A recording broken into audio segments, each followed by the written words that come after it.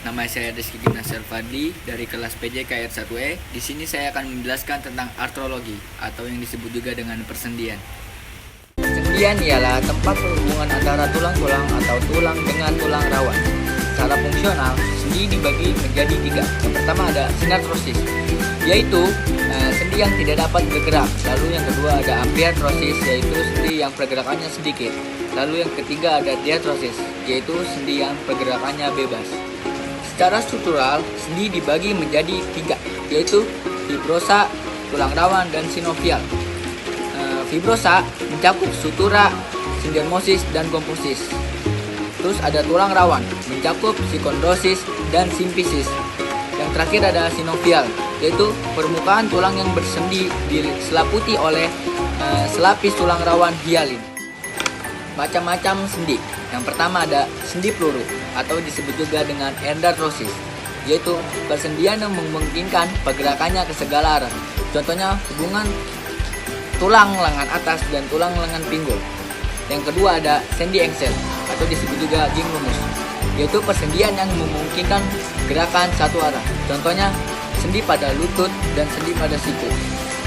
Lalu yang ketiga ada sendi putar atau disebut juga trochoidea, yaitu persendian yang memungkinkan gerakannya berputar atau rotasi. Contohnya hubungan tulang tengkorak dengan tulang belakang satu. Lalu ada sendi pelana atau juga disebut selaris, yaitu kedua ujung tulang membentuk seperti pelana.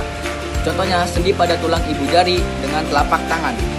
Lalu yang kelima ada sendi elips atau ellipsoidea, yaitu kedua ujung tulang berbentuk oval. Contohnya pergelangan tangan.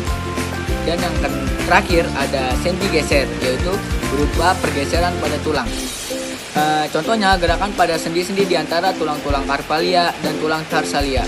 Selanjutnya ada gerakan-gerakan pada sendi. Yang pertama bergeser, yaitu pergeseran antara tulang. Contohnya gerakan pada sendi-sendi di antara tulang-tulang carpalia dan tarsalia.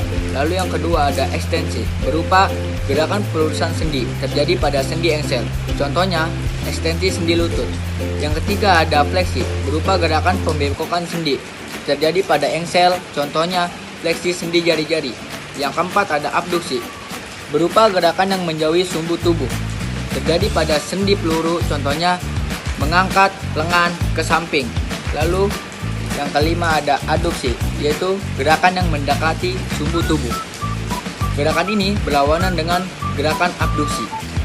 Lalu ada rotasi, berupa gerakan berputar terjadi pada sendi putar. Misalnya gerakan ketika menggelengkan kepala. Yang ketujuh ada circumduksi, yaitu gerakan di mana ujung distal satu tulang membentuk satu lingkaran, sedangkan ujung proksimalnya tetap, terjadi pada sendi peluru. Contohnya terjadi gerakan memutar lengan satu lingkaran mengitari bahu. Lalu yang kedelapan ada pronasi, yaitu gerakan memutar lengan bawah untuk membalikan telapak tangan sehingga telapak tangan menghadap ke bawah bila lengan ditaruh di atas meja. Terus ada supinasi, gerakan yang berlawanan dengan pronasi. Berapa kelainan klinik pada sendi? Yang pertama ada fraktur kolumna vertebralis, sering terjadi pada T12 sampai L2 karena terjatuh dari tempat tinggi dan mendarat dengan kaki atau pantat. Sering disertai diskolasi dan kerusakan medula spinalis ataupun saraf-saraf dapat menyebabkan kelumpuhan.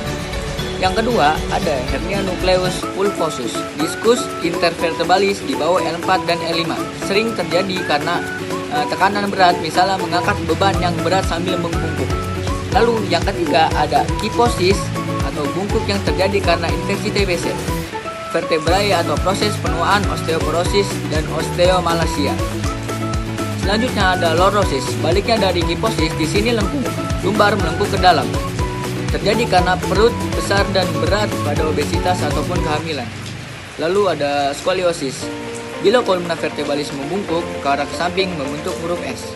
Lalu ada artritis, yaitu peradangan sendi tulang rawan, sinovial atau ligamen. Yang selanjutnya ada reumatis atau reumatik, segala sesuatu yang berhubungan dengan rasa sakit dari alat gerak, yaitu otot tulang, ligamen, sinovial, sendi, dan sebagainya.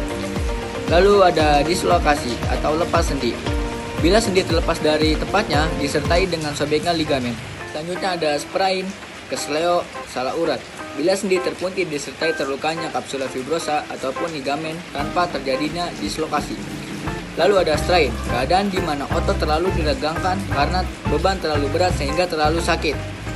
Dan yang terakhir ada tennis elbow, yaitu strain otot-otot dan urat lengan bawah yang menimbulkan sakit di ujung bawah lateral humerus atau epicondylus lateralis, sering terjadi pada pemain tenis.